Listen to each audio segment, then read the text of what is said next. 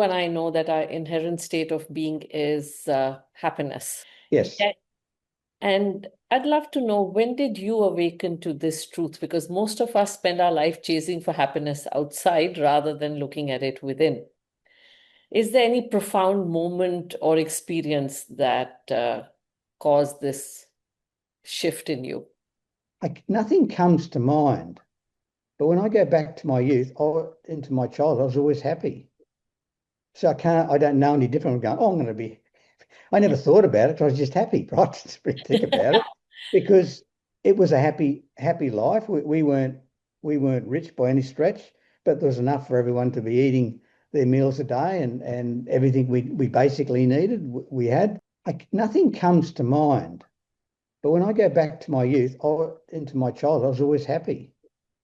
So I don't know any different. I'm going, oh, I'm going to be, I never thought about it. I was just happy, right? Just think about it, because it was a happy life. We weren't rich by any stretch, but there was enough for everyone to be eating their meals a day, and everything we basically needed, we had. It's only later when you get a bit older and reflect back, and you've always been happy. It's your self-belief that fuels your enthusiasm, that fuels your resilience. It's not a head thing, it's a heart thing. That's the drive. It's just to believe this is what you're going to do.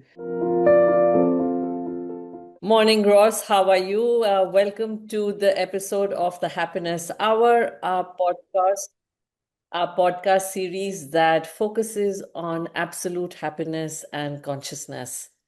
Thank you for being here today. Ross is a very dear friend, a leadership coach, author, and someone who's been with me on this journey for the last close to a decade now. I reckon it would be, yes. Oh, look, I'm very happy to be here, Ashu. So looking forward to it. Thank It's you. always fun talking with you. Yeah, and we've really had our, I think, resilience tested today with firstly all date changes, then internet issues. So the universe says, okay, you really, really need to figure out, do you want to work this out together or not? And how joyful Yeah. can you be through all the ups and downs and the glitches that Hey, you're going? you want to talk about happiness? Well, we're going to test your happiness and see how frustrated you get with technology. Both of us have had the problems. Now we are talking and we're laughing. That's good. We're Yeah, smiling. That's the main thing. so true. Ross, you worked in financial services and then switched on to becoming a coach. What triggered the transition and how easy or difficult was it? There's a couple of signs I'll start with. The first one, because I was a regional head in the financial services in a funds management insurance company, and I never forget, we had a meeting, like an executive meeting, and they got in this person with whole brain going through this training, whole brain thinking. So you got your four brain quadrants, and we all did it. We all did the test, and when it finished, like just to see where we think from and what part of the quadrant, everyone was on one side of the room and little old Ross was on the other side. And I'm thinking, maybe they're all actuaries and all this sort of fund managers. I'm going, yeah, this is maybe a sign that maybe I'm not going to get any further in this industry, which probably I was thinking anyway, but it's like proof. And then I worked with a really good boss, and he was retiring, but before then he used to use me as a coach. Really, I used to go and interview, or say subtly interview without them knowing it, some of my peers in other regions when he had problems. He used to send me because I used to fix them or interview staff, all these sorts of things that coaches do. So I started doing it just as him and I was just doing him a favour, but I was learning, and he could see that I had a natural affinity for it all, and that was happening. And the reason why I pursued it more was because I could see just how much um, a better life people have when they have a good boss to people that don't. Because I've had a couple of shockers, and then when he would come along, I'm like, this is great, and it's just what a difference it makes. It makes in people's lives. That's what sort of started me on really wanting to move into coaching. And then when he retired, I just left because the guy was going to take his place I didn't trust. So I'm thinking, I don't like, I'm not going to work for him. And it was proven later they sacked him 6 months later. So anyway, I was well, there you go. But that's what made me move. And have that thought process is to help other people, well, help people have better lives. The better their leaders are. If I can help those leaders be better, that's a lot of people I can influence. Mm. That really echoes with what happened with me, because I too had some great bosses and some not so great bosses, and I said there's a lot of scope for people to really grow, and how Yeah, about I do that rather than keep doing what everybody else is doing? that's it. And that's what I did. So that's how I started it. And can you share how you moved from executive coaching? I know it may have been a natural progression to soul inspired coaching. Well, I think you're right. It was a natural progression because the more I did it, the more I could start to feel that that's where good leaders lead from, is from within.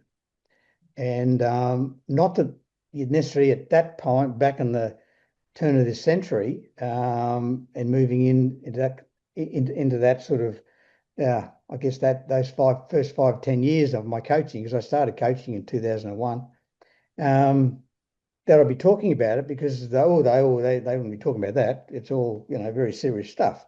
But I could see the good ones just naturally did it. And that's what started me thinking about it more and moving towards it. So I'd be using it, but I wouldn't be saying it so much, if you know what I mean. Yeah, yeah, totally get it. Um, with leaders, you obviously must have come across enough of a heart and mind or a soul and mind conflict. Are we, leading from within? What do you think is the biggest roadblock that leaders face to lead from within? Well, you've probably hit it on the head there. It's probably, well, gee, leadership from the last, I don't know how many centuries or years. They will like you put people on pedestals for what they think. The great, these great leaders, they can lead us through everything. They can do all this. Well, it's really a load of. It's not quite right. But when you feel as though you're doing this through intuition and through what you feel and getting a good handle on it, then your head starts going, "Oh, what about me? Other people in the past don't do this. What are you doing? What are you doing?" Like, and I think that's some of the conflict that people had. And that's why I never used to talk about it. But it's funny, it was about 2015, 2016 when I started to talk about soul inspired leadership. And that wasn't that long after we met, around that time. And there again, it wasn't, people never talked to me about it. But I reckon by the 2020, I had people contacting me because of it, wanting me, So that if was quite a I have a shift for chat you. to them and coach them. Yeah, because they could see this as the new way of leading. And it probably wasn't a new way. It's just it was spoken about and more accepted. Yeah, yeah, true. Because, yeah, I mean, we always have had authentic leaders who lead from the soul and lead from within. It's just That's that right. uh, this whole mind and identity comes in the way. That's right, because you have to be the head. That's the strength. The brain. Well, it's not the brain, it's the mind. The mind's not the brain. Yeah, yeah. Yeah. What is the biggest impact or shift you've seen with some of your clients or leaders that you worked with who shifted from uh, leading from this whole thought process to leading from the soul? Uh, you've got to get them there, but and not necessarily talk about it. There's one person comes to mind who was probably remedial coaching. I did quite a few remedial coaching. It was, where some say, Ross, you got to have a chat to this person that we're having challenges, right? So this one particular guy, he he led from the head, excuse me, and he liked to look good. Like his ego was pumped around, right? He was an engineer and he liked to look good and come up with smart things at at the expense of his staff, like his team that report to him. He's going to be the smart one. He'll make a smart comment, and everyone goes, "Oh, yeah, yeah, that's a smart thing to do." Gee, you figured that out. All that's what he's looking for. So so he's like that anyway, which causes problem. But he one day he berated one of his reports, young guy, and he paraded in front of everyone because they're on little desks and sort of yeah. Yeah, anyway, like what they used to call oh, I can't, it's going a pig pen. They used to call it in the old days when I first started work, like everything's in little pens. But anyway, I go back to it. He did that, and I, there again, his boss, who got me to come and talk, had been. I'd only just started talking to him, but anyway, this is about my second or third visit, and I heard about it, and I'm going, geez. And the boss goes, oh no, he's done it again. So because he berates this guy in the front of everyone, right? So when I got there, I asked him. I said, so I heard that you had a bit of a chat to blah blah blah yesterday in front of everyone. He said, "Yes, I thought it was a good idea because I could show them that he's doing the wrong thing there, and by showing him, and then and what have everyone else watched, and they'll go, oh, gee, we've got to be more careful and be better and don't make mistakes, and they'll be less likely to be sloppy. This is his attitude, right?" And I'm going, oh, geez. Oh well. So I said, now just stop for a minute. Now you've got a couple of children, and he did. So as soon as you mention children, they get softer. So you're going from the head slightly to the heart. And Mm. I said, so you've got a couple of children. So he's got one 3-year-old boy, and he's just had another baby, right? So imagine how he went home. Just think about this. How he went home yesterday, when his little boy comes running up to him, grabs him on the leg as he comes, opens the door, say, "How was your day at work? How's your day at work, Daddy? Was it fun?" What's he going to say? I just left it at that. And he sat there. I know it probably felt like 3 hours, but it was probably about 15 seconds or 10 seconds. He said, "Yeah, I probably shouldn't have spoken to him like that, should I?" See, head to the heart. What a profound way to take a person from the head to the heart, connect And I them use that to their example because it's just so it's so chill, like it's just so obvious, this one. And I could just see, still can see his face. And he went out and apologized to the young man. He's got a lot of, had a lot of potential, and to everyone else. Because the next visit, I said, "Oh, thanks for good doing that. Now you think with your head. Now let's look at the cost of what you did last week." And I said, "So okay, so he was useless from that point on for all afternoon. So what do you pay him per hour? Okay, that's gone. And I suspect until you apologise, he never worked. He might have been trying to, but he wasn't effective, and he accepted that." Then I said, "What about the people around him? He's popular. They're all thinking, am I going to be next?" Or and feeling how sorry you are for him. So we started adding up the cost. He goes, "Oh, that was expensive, wasn't it?" I said, "Yeah, that's expensive." And I said, "I suspect they're still thinking about, and they'll still talk about that for a few more weeks. I can tell you now, while they're talking about it, they're not working." So you can actually extrapolate that a bit further. So I had to go back to the head and have him start to realize just the cost of what you do, the stupid things you do. So anyway, that's that exercise with the heart and the mind. So interesting way to bridge the head and the heart and bring the person back there to get into the execution mode from the compassion and the realization and back to saying, okay, Because how? you got to leave with both, right? Yeah, You yeah. got to It's leave not with an both. either or, it's an and always. It is, yeah. It comes from within, but you're using your head sometimes. You got to think of the stats and all the data and all that comes from the head, right? Yeah. And the way you analyze it. Anyway, that's my little story. I always tell that one because I can still see this guy's face, and boy, is it clear. It'll never So, go away. It'll be in my book, actually. yeah, so that, since you mention a story and, we always talk about life being a mirror, uh, how have some such instances or leaders impacted you as as a human being? Uh, well, I think the not so good ones impact you in a way that you go, well, I can see the impact of what they're doing, like this person, right? I can see, but when I was working, and then I was working for bosses that weren't so brilliant, just the impact and how much wastage goes on because everyone's talking about them because that's the only way I can deal with it. And you're not working effectively because you're not happy. So you make more mistakes because your head's not in the game. And I just could just see it. And then when you go and work for someone like this boss I was telling you about, who I should really enjoy working for him, encourage you to do things and all that.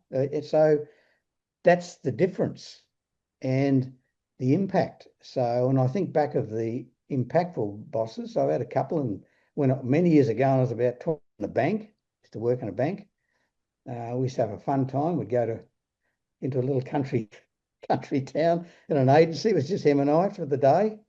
So you'd have a great chat, but he was a good fellow, right? And just good people. And then others, you don't want to spend a day just with them for the day because it's not so much fun. Mm. You are now, associated with Pure Esperanza, a not-for-profit body Yeah, focused on yes. energy healing and consciousness. Could you tell us more about what got you there? That's So we've got our own little community where you can go there and chill out behind it around a table and have a chat. So I've got to keep positive and happy. But you have your own avatar and you sit around a table and talk and do things like that. But the key is to cover the things that you want to cover. It covers leadership, it covers health, it covers healing, it covers spirituality. So that all the points of to me, the points of the universe, there are people that can talk in those areas, and I talk more so on the leadership space. So you are contributing there. It's not Yeah, about, ah, that's right. And so we're inviting people to join the community. got it. So if they're interested to see what I'm babbling on about here, is you go on to Pure Esperanza, and then you can look at what the community does. And if you wanted to, you can join the community. So you can just come and go and do whatever you want, and connect. There's people on there talking about spirituality, about the use of crystals in healing. There's all sorts of scenarios that you can use that you can find within that community. So it's just a community that you actually connect through your avatar. Okay, interesting, very interesting. Something new altogether. Yeah, so it's a not-for-profit. We're just trying to help people, and it's starting to grow. It's the data's starting to go up, and people are starting to join and have fun.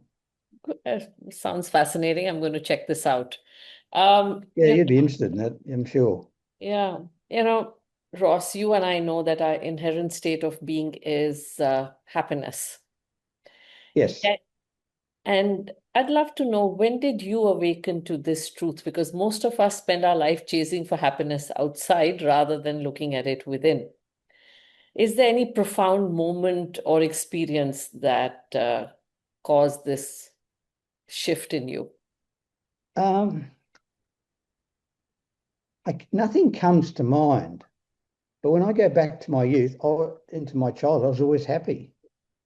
So I don't know any different. I'm going, oh, I'm going to be I never thought about it. I was just happy, right? Just think about it, because it was a happy life. We weren't rich by any stretch, but there was enough for everyone to be eating their meals a day, and everything we basically needed. We had. My parents were good parents, but there again, they were happy. My father had a habit of making people laugh, and actually performed on stage doing comedy, doing some silly comedy things, which I've done myself. Right, I've been a bit silly on stage occasionally.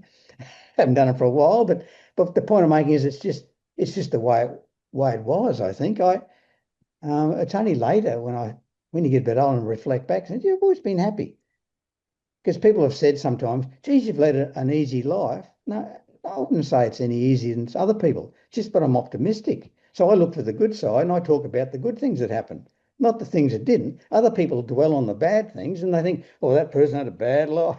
It's a sad life, challenging life. It's because that's what they talk about and tell everyone.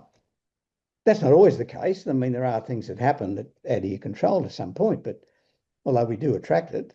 But there again, I just never really thought about it so much until I started thinking about it. And then, oh yeah, that's why and I've just built on that to make a decision, conscious decision when you are challenged, is to look at some of the triggers that bring a smile to your face, and that's what I do. And I actually told someone this morning on a note to them, because they're going through a pretty tough time. I said, you've got to keep thinking about something that makes you happy. Even if you put it in your diary, not in your diary, but on your watch, and every hour it goes beep, beep. And they go, it prompts me to think about a happy thought. So you think about something that has made you happy. And the more you do it, the happier you'll be. Yeah. Right. It becomes a way of being. It's a choice, like you said. It's a That's conscious right. choice, and Yeah, triggers come, uh, but it's a muscle memory you need to keep building. that's right. And that's what I was telling you. And yeah, and that's why I know. That's why I think about it more now, because when I do get a trigger, I go into that mode. Yeah, so it's brilliant that you were always optimistic and you were able to build from it. Whereas, yeah, many of us go through our peaks and valleys and then Yeah, come to that's it. understanding how to stay at that level. Yeah, that's it. That's Yeah. it. So, you shared about how you really just build that muscle memory. Can you share a little about, if you're willing to, about your book that you're writing? You told me you're going to give me The a. book. Yeah, well, it's I've been writing it for quite a few years. No, not writing it. It's not as I'm writing down a big story. I just wrote notes of what I've learned from experiences. Mhm. And I had a lot of them because when I went to Singapore, I didn't know anyone. So you mentioned about financial services. When I went coaching, everyone put me in the box of being a financial service executive. And unless it was in financial services, no one wanted to, no one wanted to give me any work because what would you know about engineering or whatever, right? I did get a couple of jobs, but nothing. So I thought, no, I'll go somewhere no one knows me, which is a good thinking on one side. And the other side is no one knows you, which means you go there, not a soul then will know you. So you're thinking, oh, goodness me. So I'm knocking on doors, didn't know anyone. So that was a very challenging. And it took me 18 months before I sent my first invoice out. 18 months in one of the most expensive cities in the world to a point, right? Yeah, It's up. difficult decision to stick it out with. And so trying to stick that out where people are going, why'd you come home, you idiot? Like, see there again, all the noise around you, just keep sticking in belief from your inner self that this is what you're meant to do this point in my life, to keep hanging in there going, 18 months, I finally sent an invoice. And so those challenges are the notes that my thoughts that were going through me and what I did to get around that and to keep going. And what did you do to keep going around? Because 18 months without any invoice is I difficult. was- And it wasn't as though I was coming off, I was going up there with millions of dollars. I can tell. So it was pretty It was a much of a bold move. struggle. It The, was a the, bold the value of a bank card, basically, or a credit card, that was just about it for a while. Then that comes back and haunts you later on because you can't, yeah, it's got getting too big.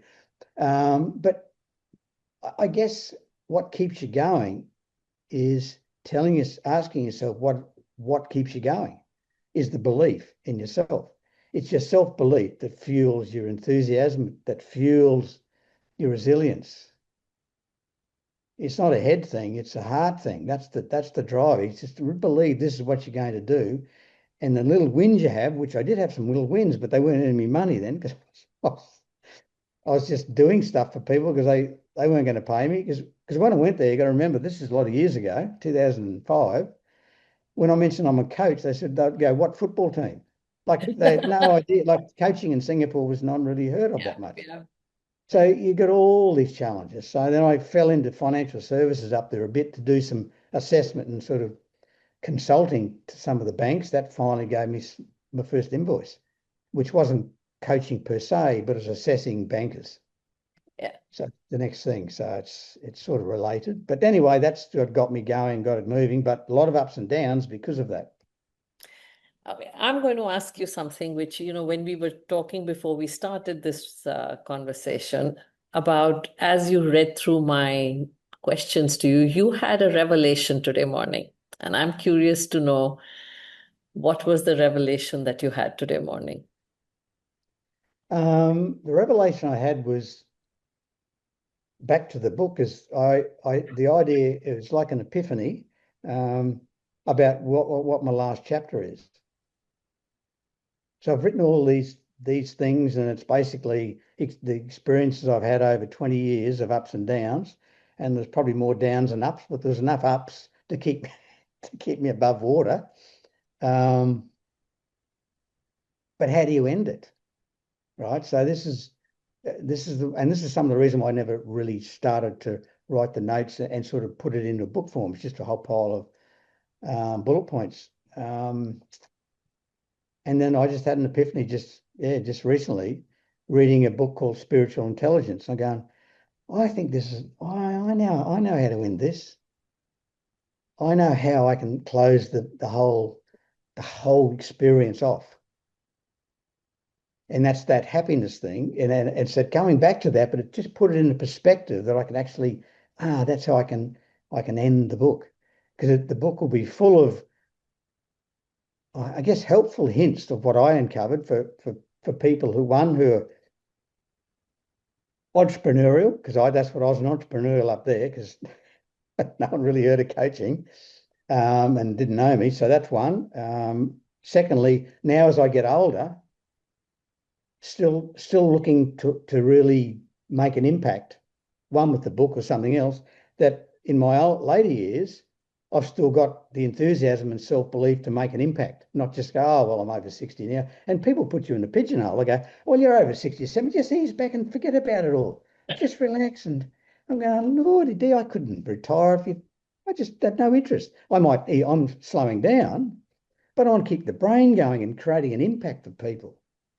That's me, right? So that's in the book. That's experience. Is how you deal with that stuff, all that outside noise. Now again, go back to your heart, go back to your belief, what you chase, what impact you want to make, what legacy you want to leave. And what would you say if you had to, what legacy would you like to leave? I think the legacy. Um, I'll tell you in a minute. I'll just leave you a little aside thought. And I use legacy quite a bit, and it's like, how do you want someone to describe you? That's really your legacy. And that's what I get leaders to do when I was coaching them, right? So how do you want to be just if I went out and talked to any one of your team and asked, you know, how's Ross as a leader? What do you want them to be telling me? And you get them to think about it, then I said, just do 5 or 6 lines, nothing much. I don't want much. Work on it. I'll ask you again tomorrow or whenever. And it was. So you get this, and I've never ever had anyone write anything that's not really nice. No one's ever said, I want to be a real bloody so and so, and everyone hates me. No one's ever said that, even though some of them act like that example I was telling you about, right? Mm. But deep down, see, they go to their heart when they think about this. Legacy is a heartfelt word. And so they write something nice. I say, okay, so that's what you want to be described as. What do you got to do every day so people can describe you that way? It doesn't happen by chance. There's no magic wand fairy floating around. What do you got to do? And let's look at the 5 or 6 behaviors you got to do every day so people will describe you that way. How do you want to be described as a partner, as a husband, as a wife? Gets people thinking, I can tell you what I got to do to be described the way I wanted to be. Anyway, all that aside, that's just got me on a tangent. But getting back to the legacy I want to leave is things like that. They're simple and things to do where you can reflect and question what's your heart saying and how you're going to turn that into action. Because all too often the head takes over and says, oh, no, you'll be right, do this. And it just needles away at you, and a lot just leave nothing, even though they had a dream of a legacy, don't do anything. But so my dream is there again, my legacy is to give everyone and help people find theirs, in essence. Thank you. Thank you for that. You have been working on helping people find their essence for the longest, inspire them to find their essence. And I'm sure with your book and with your notes and your work, you will continue to do so and continue to create that impact. So thank you very much for sharing your, My pleasure, Ashu. yeah, thank you. Thank you so much. It's been a real pleasure to have you here with us today. My pleasure. Very happy to be here, and it's always enjoyable having a chat. Thank you.